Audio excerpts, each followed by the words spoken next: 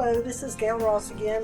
Today is December 26th, and the carol today is Joy to the World by Isaac Watts, United Methodist Hymnal number 246. Joy to the world, the Lord is come. Let earth receive her King. Let every heart prepare him room, and heaven and nature sing. Joy to the World is perhaps an unlikely popular Christmas hymn. First of all, it's based on a psalm, and second, it celebrates Christ's second coming much more than the first.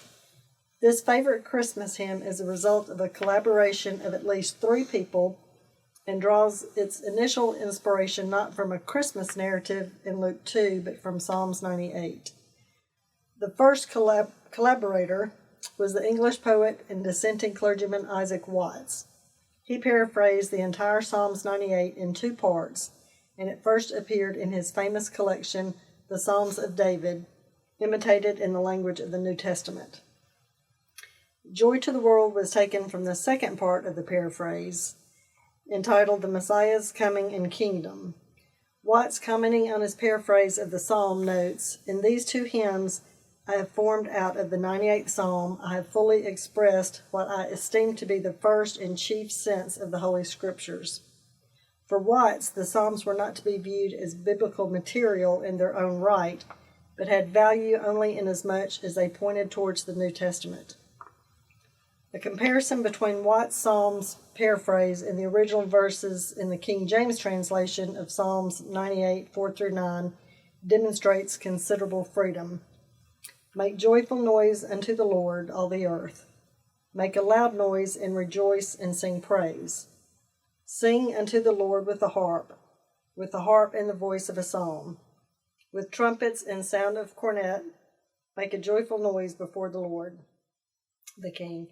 Let the sea roar in the fullness thereof, the world and they that dwell therein. Let the floods clap their hands, let the hills be joyful together before the Lord, for he cometh to judge the earth.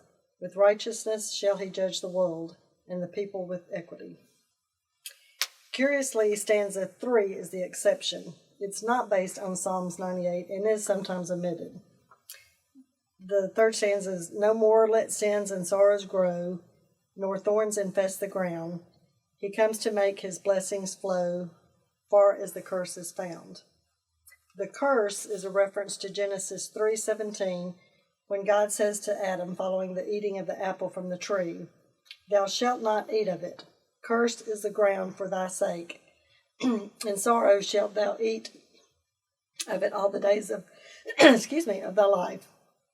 As a part of the 5-point Calvinism, the total depravity of man, the curse is a significant part of classic Reformed theology, which is Isaac Watts' theological perspective. Though the United Methodist Hymnal retains the original text, the hymn of the United Reformed Church in the UK, Rejoice and Sing, altered the stanza as follows. "No more let thorns infest the ground, or sins and sorrows grow. Wherever pain and death are found, he makes his blessings flow."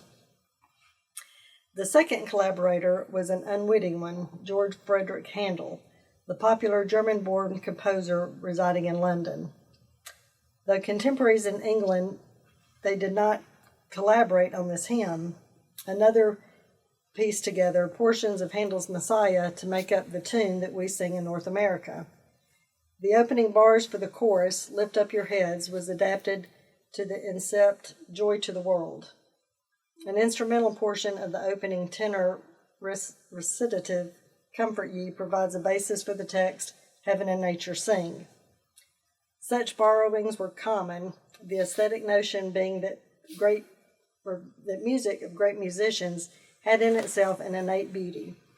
Even a crude pastiche of great music implied that the result would also be of high quality. The third collaborator, who assured that this tune and text would appear together in the United States, was the Boston music educator Lowell Mason. It was Mason, a musician with significant influences in his day, who published his own arrangement of Handel's melodic fragments in occasional psalms and hymn tunes, and named the tune Antioch. While this is not the only tune to which Watts' text is sung, it is certainly the dominant one. Actually, this tune remains virtually unknown in Great Britain. When sung to Antioch, the text is repeated in the second section, reflecting a particular early American treatment of the melody called fuguing tune. A fuguing tune was a compositional device initiated by American-born composer William Billings. It's where the voice parts enter one after another in rapid succession, usually repeating the same words. The result of the fuguing tune section is quite effective for the first stanza. Heaven and nature sing, and the second stanza repeat the sounding joy. And the fourth stanza, wonders of his love.